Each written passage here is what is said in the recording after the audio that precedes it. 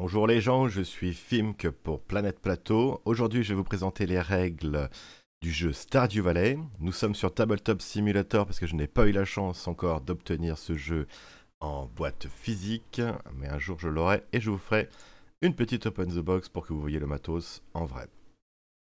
Donc Stardew Valley, c'est un jeu d'exploitation de ferme et d'amitié. Nous allons devoir, pour gagner la partie, remplir les 4 buts du grand-père qui sont ici, ainsi que les 6 bundles du centre communautaire que nous voyons là-haut. C'est comme ça que l'on gagne la partie. Avant la fin du deck de cartes qui se trouve là, il faut avoir rempli les 4 objectifs et les 6 bundles. Alors, comment on fait ça? Déjà, il y a le setup. On place le plateau en plein milieu de la table. On sort le paquet des cartes villageois, le paquet des cartes événements, les objets épiques, les objets standards et les cartes événements, ainsi que les tuiles Joja. Vous aurez un sachet dans lequel se cachera des artefacts et des minéraux. Vous le mettez à côté. Pareil pour les poissons. Vous sortez toutes les petites tuiles des plantations et des produits animaliers, les géodes, les pierres. Vous aurez un support pour pouvoir les poser. Vous les mettez à côté de la table. Vous mettez 3 pièces dans le trésor de la ferme. Vous passez le jeton premier joueur à celui que vous voulez. Sur le plateau en lui-même, vous allez disposer sur chaque emplacement avec le petit champignon des tuiles roses. Il y a des tuiles roses avec un arbre et des tuiles roses normales. Pareil pour le vert, le orange et le bleu qui représentent le printemps, l'été, l'automne et l'hiver. Les tuiles avec les arbres, vous les posez sur les souches qui sont dessinées sur le plateau. Il y a 4 emplacements définis pour ceci. Les autres, toujours un petit champignon en dessous. Vous mettez donc l'intégralité des tuiles sur le plateau par saison. Là, il n'y a plus de tuiles roses en stock. On attend l'été, l'automne et l'hiver. On les changera en temps venu. Chaque joueur va prendre un plateau personnel avec un métier qui lui est lié. Donc il y a le mining, le fishing, le farming et le foraging. Ces métiers vous donneront plus tard dans le jeu accès à des professions upgrade, donc des augmentations pour votre métier qui vous permettront d'être plus efficace lorsque vous le pratiquez. Vous choisissez ensuite un des 4 outils de base. Vous avez une pile avec plusieurs cartes. Vous prenez l'intégralité de la pile et vous la placez sur votre plateau personnel. Il est intéressant de mettre les objets qui vont bien avec les bons métiers, mais il n'est en aucun cas obligatoire de le faire. Vous installez également sur cette petite piste 5 poissons. Alors, le jeu va sûrement faire une connerie parce que je l'ai bougé. Là, le mode, il a des automatismes. Donc là, vous voyez ça. Est-ce qu'il va faire une connerie? Non, ça va. Et vous constituez le paquet de cartes saison. Là, je suis sur une partie de débutant. Ce qui fait que quand je prends une carte, si je la retourne, on voit qu'il y a ici un petit Jumino et Standard Season Card. Donc ce deck actuel est composé que de cartes de débutants, les cartes de saison standard. Il y a 4 cartes printemps, une carte de fin de saison de printemps, qui est bien différente des autres. Donc ça, ce sont 4 cartes qui vont nous permettre de jouer les tours. Et ça, c'est une carte de fin de saison qui va nous dire de rechanger les arbres et les autres tuiles, les forgeables qui sont là, de les transformer en cartes d'été. Elle nous dit également qu'on devra prendre des cartes de profession et les upgrades. C'est ce qu'on a là, on y reviendra. Et ensuite, on passe à l'été et ainsi de suite. 4 cartes pour chaque saison, plus une carte de fin de saison, ce qui nous fait un paquet de 20 cartes, mais seulement 16 tours qui seront joués. 4 cartes par saison. Vous installez aussi, j'allais oublier, un panais sur la case numéro 2 ici. Vous sortez, vous sortez le coupe.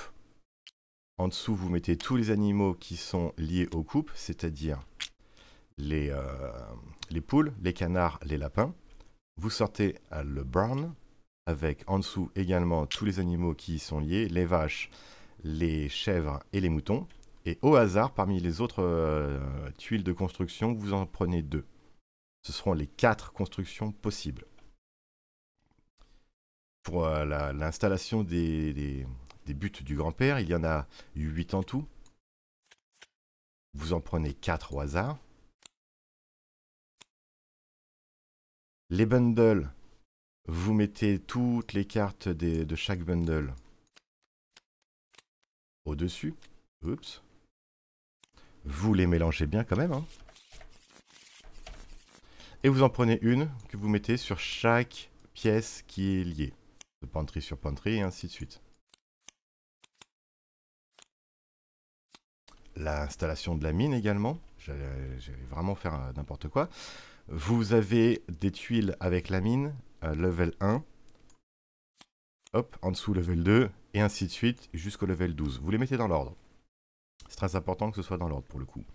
Et les tuiles qui représentent la carte de l'étage en cours, donc ça aussi vous les mélangez, et vous les posez en dessous.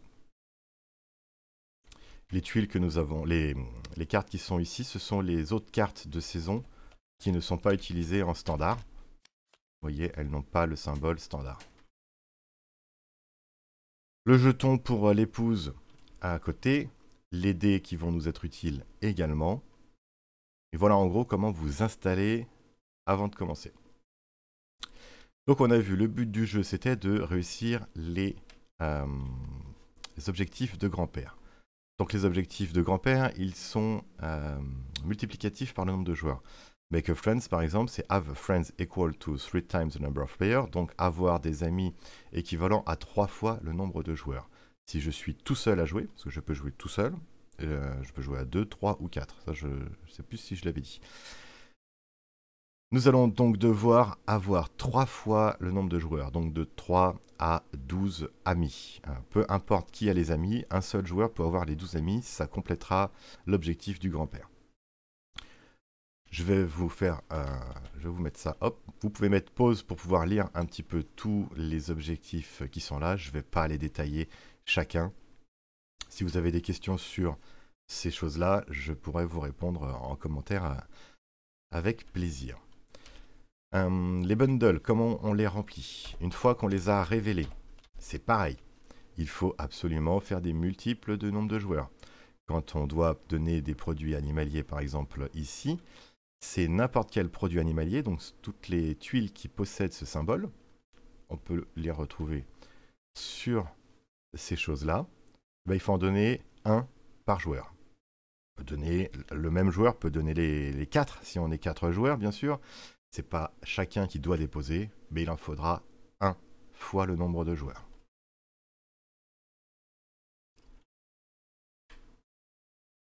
Au début, donc tout ça c'est caché. On n'a que 4 buts de grand-père. Et donc, oula, excusez-moi pour ce zoom qui n'était pas voulu. Ah, nous avons donc 16 tours pour réussir à faire tout ça. C'est très court. Il faut vraiment essayer d'optimiser ces actions. Et donc, le déroulement du jeu va être très simple. À chaque tour, les joueurs vont décider de l'endroit où ils vont aller pour pouvoir faire une action. Les actions sont sur le plateau. Ce sont toutes ces cases-là.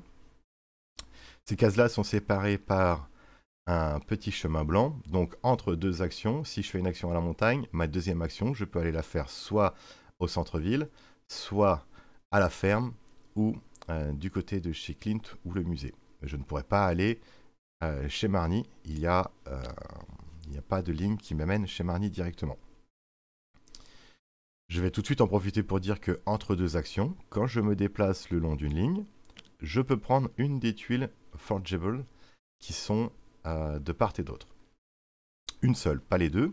Je choisis celle que je veux et ce n'est pas une action que de faire ceci. Quand on se déplace d'un endroit à un autre où il y a 2 tuiles de chaque côté, je peux choisir toujours un côté ou l'autre. Et là, je peux prendre soit le forgeable, soit l'arbre. Donc, Au début du tour, les joueurs peuvent, comme on commence le tour, toujours par retourner la première carte du paquet. Donc, sur ces cartes, comme vous pouvez le voir, il y a plus ou moins de symboles ici. Ces symboles sont également, on les retrouve ici pour pouvoir avoir une petite aide-mémoire. Donc quand on tombe sur l'étoile, on tourne une de nos plantations sur, sa face qualité. Donc on les retourne et vous voyez maintenant, elle a une petite étoile, elle est de qualité. Son prix ici a changé, il est passé de 2 à 3. La petite goutte d'eau, on reviendra sur ce que ça veut dire d'ici peu. La petite fleur, ça veut dire que c'est le printemps, et ça veut dire que c'est une plantation. On peut regarder tous les autres, histoire de tout de suite voir. On a le soleil pour l'été, la feuille pour l'automne, et il n'y a pas de plantation en hiver. Le M, les produits animaliers. Le marteau, c'est des objets qui peuvent servir à faire de la construction. Ce que nous voyons ici, par exemple, ici, il y a besoin de pierres pour fabriquer ce silo. Donc, c'est rappelé ici. Là, nous avons le symbole des géodes. Nous avons géode normale, géode gelée, géode de lave et la géode omni. Ici, c'est un produit qui vient des monstres. Et donc, on obtiendra ça dans la mine. Voilà.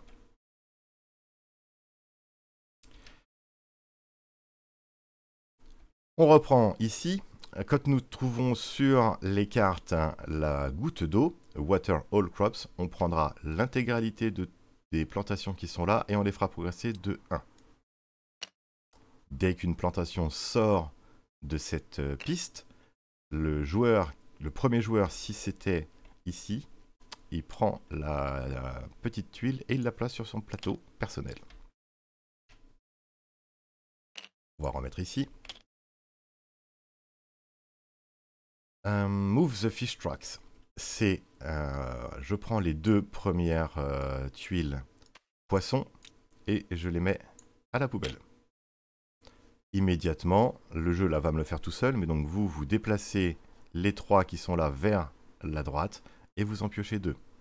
Si jamais il y a un poisson légendaire, et là ça tombe bien, j'en ai un, lui c'est un poisson légendaire puisqu'il y a une petite couronne. Les poissons légendaires ne sont jamais complètement défaussés. Les poissons légendaires retournent dans le sachet des poissons.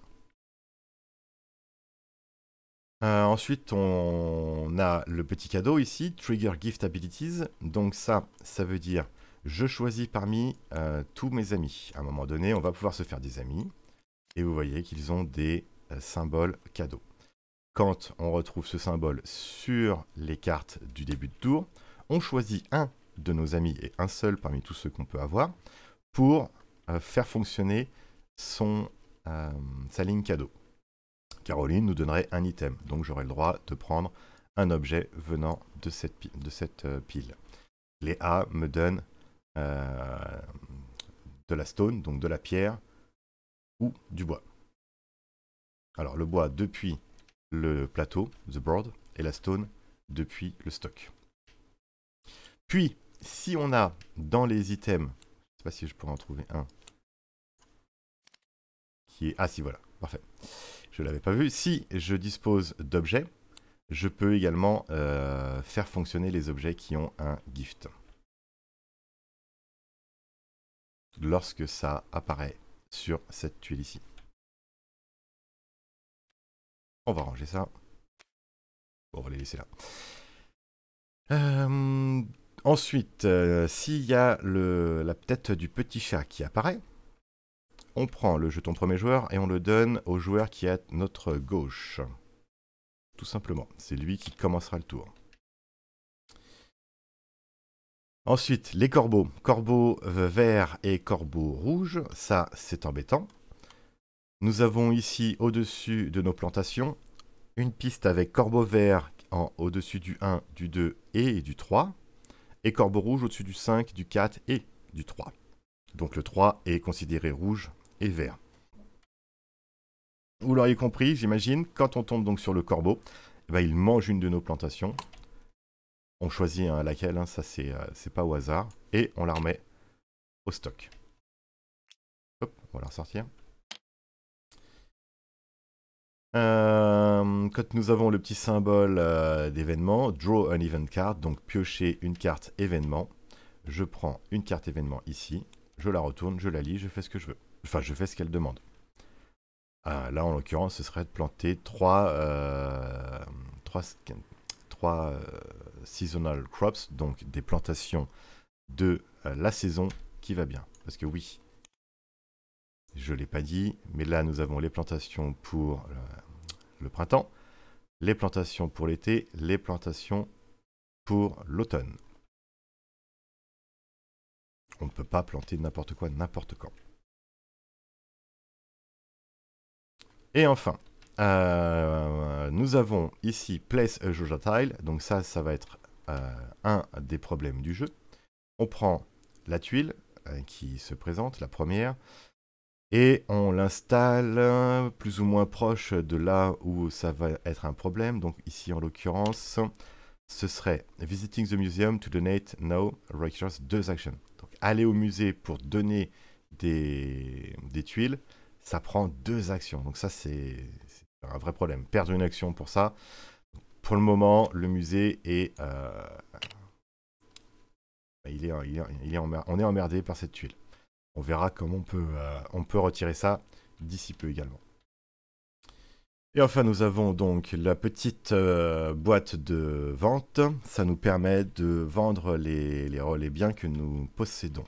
On a vu qu'il y avait un prix sur chaque tuile, enfin presque sur chaque tuile, les pierres ne se vendent pas. Donc, en faisant la vente, on récupère le montant qui est indiqué dessus, tout simplement. Il y a d'autres choses encore, hein, les CD cassés, juste le trash, un simple détritus. Tout ça, ça ne se vend pas. Vous voyez, là, il y a le symbole poubelle dessus. Et le petit symbole qui est ici, ça veut dire que ça ne peut pas être donné en tant que cadeau.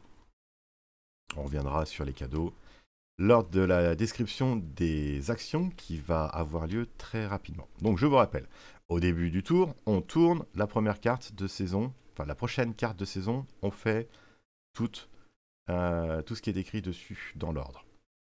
Ensuite, chaque joueur, en commençant par le premier joueur, prend son pion et l'installe à l'endroit où il voudra faire sa première action. Tout le monde fait ça. Chaque joueur place son bonhomme là où il veut. Les joueurs à ce moment-là peuvent encore échanger des biens qu'ils auraient eux sur leur tuile. Si j'avais déjà des choses sur mon plateau personnel, je pourrais les échanger avec mes compagnons de jeu. Se placer à l'endroit de sa première action n'est pas un déplacement le long d'une ligne. Attention, hein, vous ne prenez pas les tuiles forgeables à ce moment-là. Vous ne les prenez que entre votre première et deuxième action si vous effectuez un déplacement. Vous n'êtes pas obligé d'effectuer de déplacement non plus.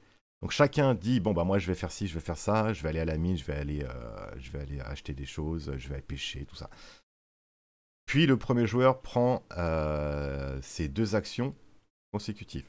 Il va choisir, par exemple, d'aller à la mine. Il explore la mine une fois. Il se déplace, il va à la ferme. Il prend une tuile au passage. Il fait water the crops. Puis, il rentre à la ferme. Et une fois qu'il rentre à la ferme, il peut faire une fois...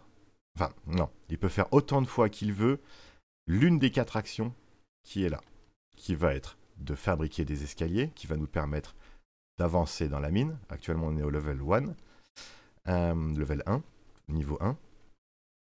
En faisant Build Stairs, je dois défausser de mon plateau personnel ici autant de pierres qu'il y a de joueurs. Donc de 1 à 4 pierres pour faire avancer la mine avec Build Stairs. Donc si je suis tout seul et que j'ai 4 pierres, je peux avancer de 4 étages en un seul tour. Si on est 2, avec 4 pierres, je ne pourrai avancer que de 2 étages et ainsi de suite. Il y a également l'action de fin de tour qui est de s'occuper des animaux. Quand on a les bâtiments qui sont construits, on peut y mettre des animaux dedans. Donc ils arrivent sur cette face-là, ils ont un coup, ils ont un symbole ici pour savoir quel animal c'est, et leur production. En haut à droite, on voit qu'ici, pour un cœur dépensé, je pourrais la retourner, et elle me donnera maintenant un œuf de qualité supérieure quand elle sera, quand on s'occupera d'elle à la ferme. On y reviendra, on va faire le détail de chaque action, ne vous inquiétez pas. La fin du tour, donc ça c'est pareil, tant que j'ai des cœurs, les cœurs c'est pareil, je vais vous dire comment on les obtient bien sûr. À la fin du tour, si j'ai assez de cœurs pour m'occuper de plein d'animaux, le coût pour s'occuper des animaux, il change par type d'animaux. Les vaches, ça va être 2 et les poulets, enfin, les poules, on avait vu, c'était 1. La troisième action de fin de tour que nous pouvons faire, c'est d'enlever les tuiles Joja. On a vu, c'était quand même très embêtant que de les avoir. Donc, pour les retirer, on paye soit 5 thunes, soit 1 cœur. Pareil, je peux, si j'ai 3 cœurs et que j'ai 3 tuiles Joja que je veux retirer, je peux dépenser ces 3 cœurs, ou ces 15 sous, ou 5 sous, 2 cœurs, ou 10 et 1 cœur, suivant ce que je veux faire. Je peux donc enlever les tuiles Joja à la fin de mon tour. Et enfin, la dernière action de fin de tour possible, ça va être d'augmenter la qualité de notre objet de départ. Nous avions vu que nous avons pris plusieurs cartes tout à l'heure. Chaque carte peut être améliorée jusqu'à la dernière. Donc au début, ma pickaxe, donc ma pioche, en payant un cuivre, je peux la faire passer en pioche de cuivre, en payant un fer, en pioche de fer, en or également, et en iridium, pareil. Chaque fois que l'on augmente son objet de départ, sa fonction évolue et on peut mieux s'en servir. Donc là, pour l'exemple de la pioche, vu qu'on y est, si, quand je suis à la mine, je ne tombe pas sur le résultat crâne, je peux faire que je peux choisir entre celle où je tombe ou celle du dessus. Et ainsi de suite, celle au-dessus, celle à gauche, les 4 orthogonaux, et là, dans tous les sens. Donc, on va donc maintenant voir les actions en elles-mêmes. On va commencer par la montagne. La montagne avec Explore the Mine, comme ça vous allez comprendre la pioche tout de suite. Quand j'explore la mine, il y a ces 2 tuiles qui sont intéressantes. Donc au niveau 1, on me dit que je pourrais récupérer du cuivre si je tombe sur le résultat minerai. Le résultat minerai, c'est celui qu'on voit là. Et les géodes que je peux obtenir, ce sont des géodes normales. Si jamais je tombe sur les résultats crâne, il me dit que je gagnerai une pierre. Donc, quand je fais l'action Explore the Mine, je prends les dés. J'en prends que 2 par contre. Hop. Je prends 2 dés. Je les mélange. Je les jette. Et là, j'obtiens une combinaison. Cette combinaison, je regarde. Là, c'est Starfruits et cœur. Donc, cœur et Starfruits, c'est soit ici la pierre, soit cœur et Starfruits ici. Bon, ben, pierre aussi. Bon, ça aurait pu être différent. La tuile d'après, c'était un événement ou un minerai de cuivre. Mais là, en l'occurrence, c'est le même, donc ça ne change pas. Et donc voilà, orthogonal, et on regarde plutôt donc, les coordonnées, et on choisit celui qu'on veut. Les résultats sur cette petite tuile, on peut avoir donc de la pierre, de la bug meat. Hop, la bug meat, c'est cet objet. On peut avoir un escalier qui nous permet immédiatement de faire progresser la mine d'un niveau. C'est la même chose que l'action de fin de tour. Pardon, le jeu des fois me fait des zooms. On progresse donc d'un niveau avec ce résultat. Quand on tombe donc sur le crâne, on se réfère à la tuile du dessus et on regarde ce qui se passe. Donc là, on avait vu que c'était gagner une pierre. Bon, vous imaginez bien que plus on va descendre, moins ça va être intéressant. Voilà, à partir du niveau 4, là, on perd un gold. Alors un gold, c'est une thune. Oups, bon bah je sais pas où il est parti. Bon, c'est pas bien grave. De toute façon, je vais pas aller plus loin. Donc, le crâne, c'était ça. Ici, il y a deux filons. Donc, je prends 2 cuivres. Il y a des résultats, des fois, voilà, comme celui-ci, où il n'y en a qu'un. Nous avons également les petites mine events qui sont ici. On peut retrouver... ah bah je suis dessus, voilà c'est ça. Quand on a ce résultat, on prend une carte événement et on regarde ce qui se passe. Voilà. Ici, gain 2 Earth Token. Il y a plein d'événements différents. Gain 4 Stone, gain un random artefact, et ainsi de suite. Pareil, quand c'est le petit coffre, ce n'est pas une carte événement qu'on prend, mais une carte item. Voilà. Un item qui est un escalier que j'ai obtenu qui me permet de descendre gratuitement d'un étage. Parfait.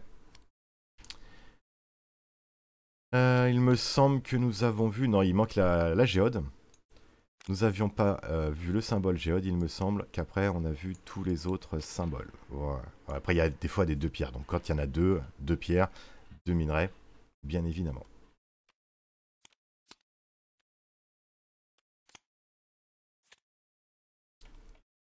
Ça c'était donc l'action de faire la mine. Il y a l'action chez Robin, ici. Alors, une fois qu'on est là, on a accès aux 3 actions. Hein. On n'est pas bloqué sur la mine si on arrive ici, hein, bien sûr. Donc je vais laisser mon jeton au milieu. L'action de Robin, c'est tout simple. Hein. Si j'ai l'argent et le bois et la pierre nécessaires pour faire ces constructions, je peux en faire autant que je veux dans le tour. Si j'ai les 20 gold et les 4 bois, je peux faire The Coop and the Barn directement. Si j'ai les 40 et là les 8 plus la pierre, les 8 bois et la pierre, je peux faire les 4 d'un coup. Bon, ça n'arrivera pas, hein, je vous le dis tout de suite, hein, vous allez jamais pouvoir faire ça. Déjà 3, 4, 5, 6, 7, 8, ben voilà, déjà on a que 6 emplacements. Donc je commençais à dire une connerie. Mais oui, vous pouvez faire plusieurs bâtiments d'un seul coup, ça c'est pas interdit par contre. Ensuite, les actions de pêche. Et alors, action de pêche, on trouve le lake fishing. Ici, un poisson avec un cercle. Ici, à l'océan, un poisson avec un carré. Et à la rivière, un poisson avec un triangle. C'est important, puisque sur la piste des poissons, là, nous avons par exemple 3 poissons de mer. Donc, aller pêcher à la rivière ne me permettra pas d'obtenir ces poissons. Ce n'est pas pour autant que c'est complètement inutile, mais mieux vaut être ailleurs pour le faire. Mieux vaut quand même être donc à l'océan. Les carrés qui sont là, on les retrouve ici. Hein, c'est pour ça que je disais que ces poissons, ce sont des poissons d'océan. Quand on pêche, mettons, pour le coup, vu que j'ai des poissons d'océan, j'ai choisi d'aller faire la pêche à l'océan. Je prends les 3D. Hop. Je prends les 3D, je les mélange et je les jette. Voilà. Donc là, j'ai obtenu 2 cœurs et un starfruit. Je regarde ce que je peux me payer. Pour avoir l'anguille, il m'aurait fallu avoir 3 cœurs. Je les ai pas. Donc je ne peux pas prendre l'anguille. Pour prendre le concombre de mer, il m'aurait fallu un Gemino. Je ne l'ai pas non plus. Par contre, j'ai bien le starfruit. Je peux prendre ce poisson et le rajouter à ma tuile. À mon plateau personnel. Automatiquement, le jeu me l'a fait, mais vous voyez, on a décalé d'un cran et on a sorti un nouveau poisson que l'on a mis sur la piste des poissons. Alors, il est possible que lorsque vous jetiez les dés, vous ne puissiez pas vous payer de poissons. Là, on va dire qu'il est tombé sur une autre case. Voilà. Bon, bah si, j'aurais pu. Bon, on s'en fout. Si par hasard, lors de votre jet de dés, vous ne pouvez pas vous payer de poissons, vous pouvez prendre une des tuiles poubelle pour pouvoir libérer un petit peu la piste. Et toujours, vous la mettez chez vous. Hein. Ça pourra vous être utile. Pas très utile, il n'y a pas de grosses actions dessus, mais ça vous permettra d'avoir une tuile à défausser le moment venu si besoin est. Si vous avez plusieurs poissons que vous pouvez attraper en même temps, c'est-à-dire, je vais essayer de vous trouver un exemple. Voilà, bah ça par exemple, c'est un bon exemple. Est-ce que le jeu va comprendre que j'ai mis une tuile ici? Si j'avais par exemple ça, et que j'ai obtenu les trois Jumino, je peux prendre donc l'octopus pour les 3 Jumino, ou le concombre de mer pour un Jumino. Je peux pas prendre les deux, parce que je n'ai pas suffisamment de symboles. Il m'en faudrait 4 pour les prendre, on n'a que 3D. Par contre, s'il y avait 2 concombres de mer, ou si j'ai ce résultat-là, et j'ai obtenu un cœur et un Jumino, bah je peux prendre les 2 tuiles. Je prends les 2 tuiles et je les hop là, et je les pose sur ma fiche. Sur mon plateau personnel. Voilà. Donc voilà, être au bon endroit avec les poissons qui vont bien. Si jamais je ne chope rien, je peux prendre un trash. Et oui, j'allais oublier de vous parler de ces petites tuiles. Bah tiens. Quand on pêche un poisson immédiatement situé à la gauche d'une tuile objet comme celle-ci, je prends les deux, je défausse celle-ci et je prends un objet. Alors les objets, attention, vous êtes limité à 2 sur votre plateau pour les objets standards. Si vous obtenez des objets épiques, vous n'êtes pas limité, vous pouvez en avoir autant que vous voulez. Voilà qui fait le tour des actions de pêche. Donc on a vu toutes les actions qui étaient à la montagne. On va aller voir le musée. Au musée, on a Clint qui nous permet d'ouvrir les géodes. Quand on ouvre des géodes, c'est qu'on les a obtenus à la mine. Il n'y a pas de mémoire d'autre option que la mine pour obtenir des géodes. Donc, je suis chez Clint et je possède des géodes. Alors, 4 types de géodes. On les retrouve ici en ligne. La géode normale, la géode gelée, la géode de lave, la géode omni. Je prends cette fois un seul dé avec la face Jumino, Starfruits et cœur. Je le jette et je regarde le résultat. Si j'avais une géode normale avec mon résultat Jumino, j'aurais pris un cuivre. Si ça avait été une géode gelée, un artefact. Une géode de lave, j'aurais pris un minerai précieux. Et une géode omni, j'aurais pris un minerai de... Mince, je n'ai plus le terme. C'est le métal le plus précieux du jeu. Et je ne l'ai plus. D'iridium. Vous auriez pris un minerai d'iridium. Voilà.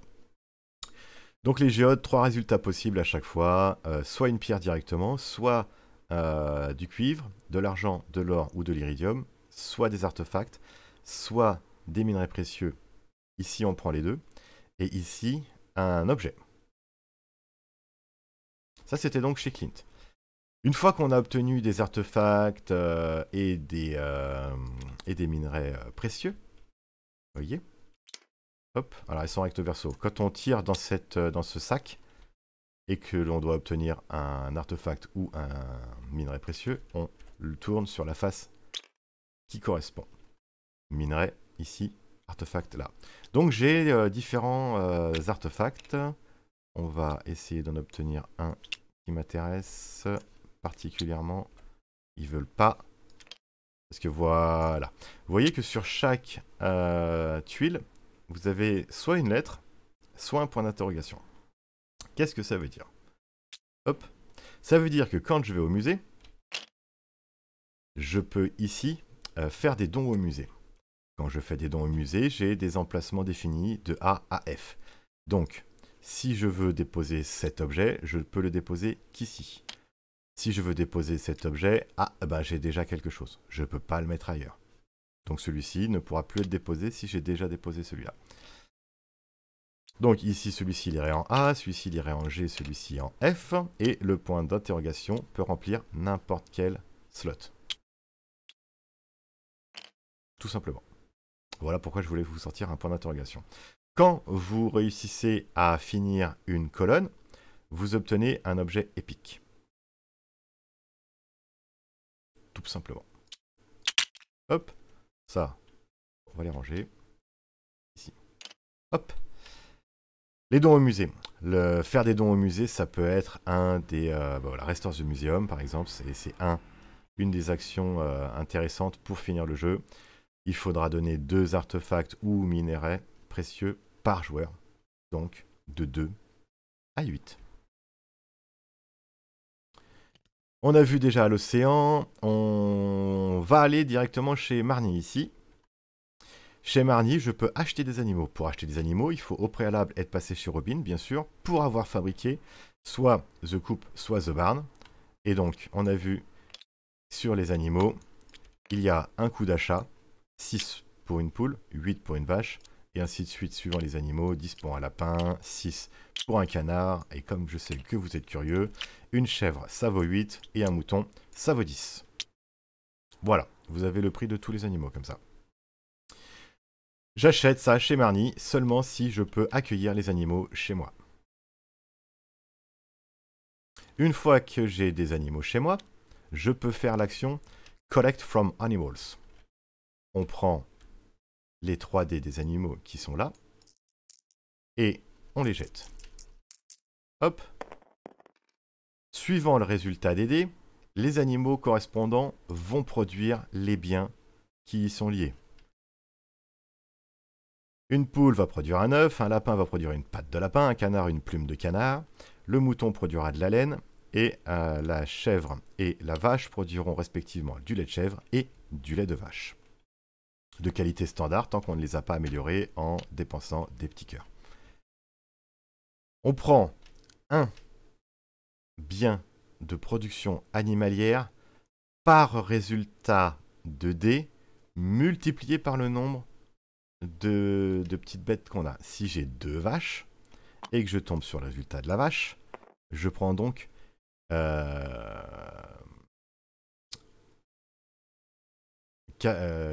laits. Qu'est-ce que je dis? Oui, c'est ça, 2 laits. Mais si j'ai 2 résultats... Ah mince, il était sur la vache. Si j'ai 2 résultats de vache, j'ai 2 vaches, 4 vaches. 4 laits. Voilà, pareil pour tous les animaux. Bon, après, des tuiles, il n'y en a pas 50 des vaches, hein, donc vous ne pouvez pas non plus obtenir 50 millions de produits. C'est donc ça l'action Collect from Animals.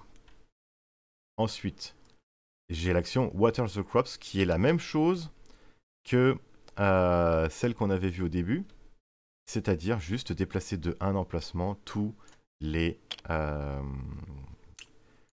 plantations que nous pourrions avoir dans notre champ. Avoir la watering can là permet d'arroser mieux. Là au début, ça permet pas de faire quoi que ce soit. La première augmentation permet de déplacer de 2 emplacements, 3 emplacements, 4 emplacements et 5 emplacements. Donc vous prenez tout d'un coup quasiment. Pour la pêche, ça vous permet de relancer vos dés. Comme ça, vous aurez vu toutes les choses.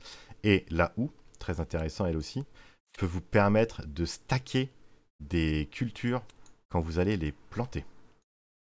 C'est-à-dire, quand vous allez au centre-ville, il y a 3 actions également ici. Il y a Pierre. Pierre vous permet d'acheter des graines. On achète des graines en fonction de la saison dans laquelle on se trouve. Actuellement, le printemps. Donc, je peux acheter panais, patates, des fraises et des choux-fleurs. Chaque graine me coûte 1 gold. Ça, c'est pas multiplicatif par la qualité de la graine. Ce qui est intéressant, par contre, c'est de voir combien de temps il faut les arroser. C'est donc ces petites gouttes que nous avons là. Si j'achète une graine de chaque actuellement, et que je n'ai pas la houe, eh ben, je ne peux pas acheter la graine de panais, puisqu'il y a déjà un panais à cet emplacement-là. Je peux acheter pour 1 la patate, 3 arrosages, donc je la mets sur la case 3. 4 arrosages pour la fraise, donc la case 4, et 5 pour le chou-fleur, donc la case 5, tout simplement. Si j'avais déjà eu, au début du tour, Water Crops, celle-ci se serait déplacée de 1, j'aurais pu acheter le panais et le mettre ici. J'ai pas l'interdiction d'avoir plusieurs fois la même culture dans mon champ. Voilà comment on plante. On plante donc en fonction des saisons. Ça change pas grand-chose, hein. Les sous qui sont rapportés sont exactement les mêmes. Il n'y a pas de meilleur qu'une autre. C'est simplement pour le lore, quoi. Et quand on passe d'une saison à l'autre, quand je vais passer du printemps à l'été, contrairement aux jeux vidéo, mes plantations ici restent. Je ne vais pas les perdre. Ensuite, nous avons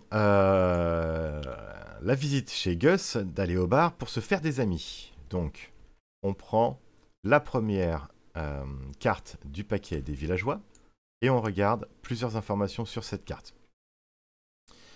Il y a déjà les objets qu'on ne pourra pas lui donner à droite. Lui, Démétrius, n'aime pas les minerais, n'aime pas les géodes, n'aime pas les produits animaliers. Par contre, il adore les artefacts et les pierres précieuses, les minerais de qualité supérieure, les pierres précieuses, on va dire plutôt. Ouais.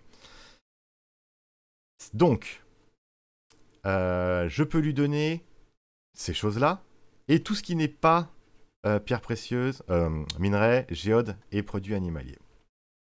Donc, par exemple, les poissons, je peux lui donner. Si je lui donne un poisson, c'est pas quelque chose qu'il adore, il va me fournir un cœur. Par contre, si je lui donne un artefact ou un minerai précieux, il va adorer, il va me donner 2 cœurs. Et si en plus, donc soit, et ça c'est valable par exemple pour le poisson ou pour les choses adorées, si c'est pendant l'été, il me donne un cœur supplémentaire. Donc je peux obtenir de 1 à 3 cœurs. Si je lui donne pendant son mois d'anniversaire, donc ça c'est aléatoire, hein, vous choisissez pas malheureusement quand est-ce que vous piochez quel villageois. Hein. C'est la chance ou pas d'avoir un villageois. Elle, son anniversaire est en automne, elle en été. Donc là, pour le moment, pas de chance. Hein. Sur ce setup, il n'y aurait pas eu de possibilité de donner quelque chose pendant le printemps aux premiers villageois. Puis si ça se trouve, quand je vais passer à l'été, et ben maintenant ce sera plus que des gens du printemps. Et voilà, bon, pas de chance. Donc voilà, un objet qu'il n'adore pas, ce sera donc un cœur. Un objet qu'il adore, ce sera 2 cœurs. Et peu importe que ce soit un objet qu'il adore ou un objet standard, si c'est pendant son mois d'anniversaire, un cœur supplémentaire. Donc 2 cœurs pour un poisson par exemple, et 3 cœurs pour les objets favoris. Une fois que vous avez fait ça, vous le prenez et vous le mettez à côté de votre petit plateau personnel. Vous avez un nouvel ami. Et maintenant vous avez des cœurs. Les cœurs que vous pouvez dépenser pour attirer les Tujoja, pour faire plaisir aux animaux, pour qu'ils vous donnent des matériaux de qualité supérieure. Mais surtout, et c'est quand même le but du jeu, l'action du Community Center, dévoiler les différentes pièces du centre communautaire. Pour ce faire, je dois défausser un cœur par joueur pour pouvoir retourner la première carte la plus à gauche. Je dépense mes cœurs et je peux la retourner. Et là, on voit ce qu'il faut donner pour valider cette pièce. Je ne peux pas ouvrir directement, par exemple, The Fish Tank, Bulletin Board, The Vault ou The Boiler Room, tant que je n'ai pas débloqué celle d'avant. Ici, on le débloque dans l'ordre. Donc, de 1 à 4 cœurs par carte pour les dévoiler. Dans Bulletin Board, il vous faut à chaque fois également des cœurs.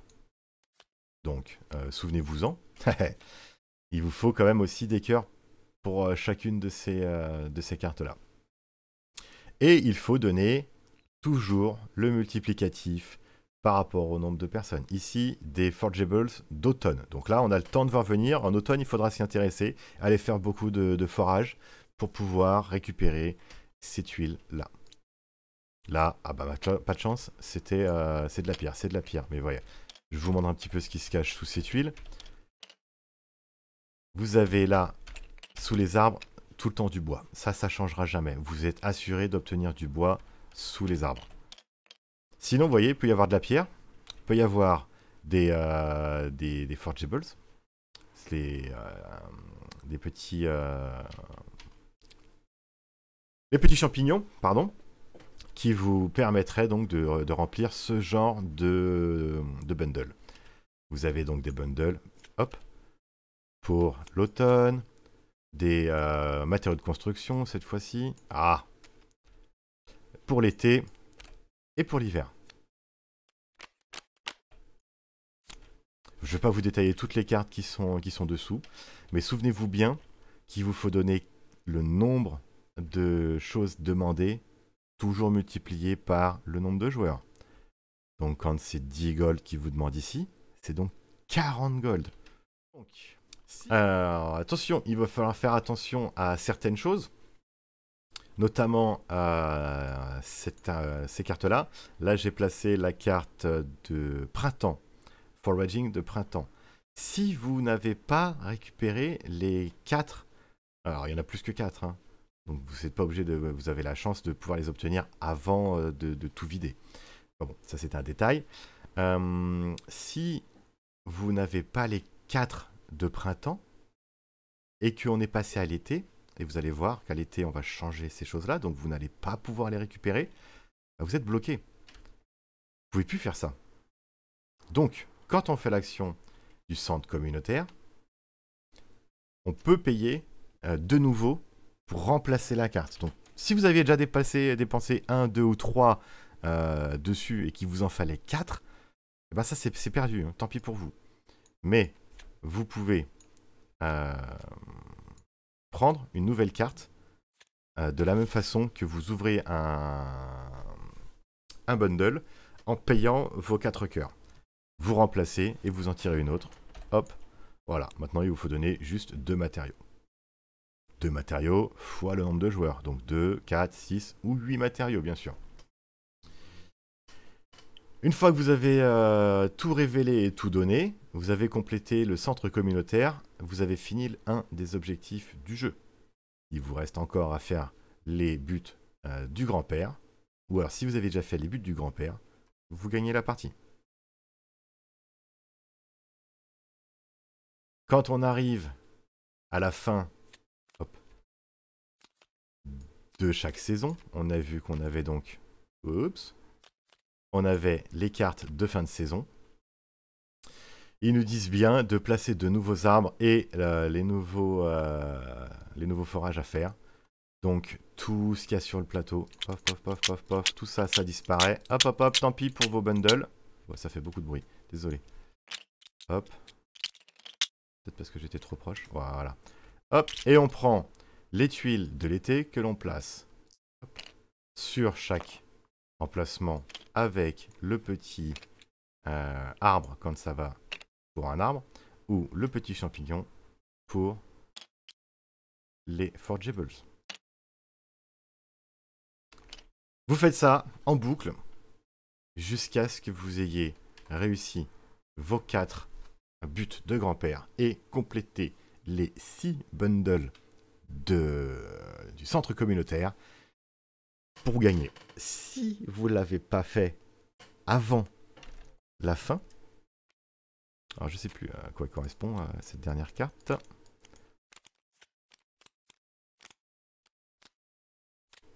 Voilà. Winter has ended, the years come to an end. Et donc, on est fini. Il n'y a rien derrière. Voilà. C'était la petite présentation de Stardew Valley, le jeu de plateau. N'hésitez pas à poser des questions. Je crois avoir fait le tour de tout. Ah non, bien sûr. Bah si, ça je l'avais dit au tout début. Mais donc, rappelez-vous également que quand on passe une saison, on remplace les arbres et on pioche 2 cartes de profession. Suivant sa profession, donc par exemple mineur, je prends les 2 cartes de mineur. Hop. Je les retourne. J'en choisis une des 2 que je place sous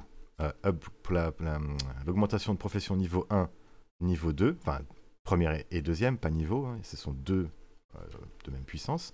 L'autre, je la défausse. Ça nous octroie des bonus pour faire des actions. À la fin de l'automne, j'en obtiens un. À la fin du printemps, j'en obtiens une. À la fin d'été, j'en obtiens une deuxième. À la fin de l'automne, une troisième. Je devrais, si je veux prendre cette troisième, je devrais remplacer l'une des 2 que j'ai déjà en ma possession. Pardon. Pareil, quand j'obtiens un 3e item, si je veux le garder, je dois défausser un des deux qui était déjà en ma possession. Il y a des configurations, certains villageois qui ont un pendentif coquillage. Ça nous permet d'avoir des... le jeu est très bien fait, il me fait des bonhommes magnifiques. Ça nous permet d'avoir des maris, tout simplement, et des femmes, de se marier. On peut se marier, l'homosexualité est autorisée dans le jeu, il n'y a pas de souci. Vous vous mariez et vous obtenez un jeton qui vous donnera une action supplémentaire. Il pourra se servir de vos items si vous en avez besoin. Mais lui n'en transporte pas, il n'augmente pas le transport. Et là, je crois que j'ai fait le tour. Donc n'hésitez pas, comme je disais, à poser des questions en commentaire si vous avez des petites interrogations. J'y répondrai avec plaisir. C'était Stardew Valley, le jeu de plateau coopératif, et vivement que je puisse l'obtenir en vrai pour faire un petit open the box, parce que ce jeu, je l'aurai un jour, c'est sûr. Et je vais essayer également de vous faire une petite partie pour que vous voyez un petit peu plus comment ça se déroule. C'est pas garanti qu'on gagne, ce jeu est compliqué. Il y a différents modes de difficulté que vous pouvez faire. Vous pouvez également réduire le temps de jeu en réduisant le nombre de cartes dans le paquet de saison. Mais donc vous diminuez également les objectifs à réaliser parce que sinon c'est pas possible. Les parties faciles et de débutants se font avec les Jumino en standard, bien sûr. Toutes les cartes que vous avez vues ici étaient des cartes de saison standard. Et pour une partie vraiment facile, vous ne vous occupez pas de compléter le centre communautaire, ce n'est pas une obligation. Vous occupez que des buts du grand-père. Et là, je viens de voir que j'ai oublié un truc très important. Quand on complète un bundle, et ça peut être donc intéressant de le faire même si on est en partie facile, on gagne un item. Quand on récupère la dernière, quand on finit la dernière, on récupère un item épique. Ici, c'est pareil. La récompense quand on est dans la mine. Quand on atteint le level 12 de la mine, on prend un item épique. Voilà, tout simplement. Bon bah sur ce, je vous souhaite un bon jeu, une bonne journée, bonne soirée et à très bientôt. Ciao!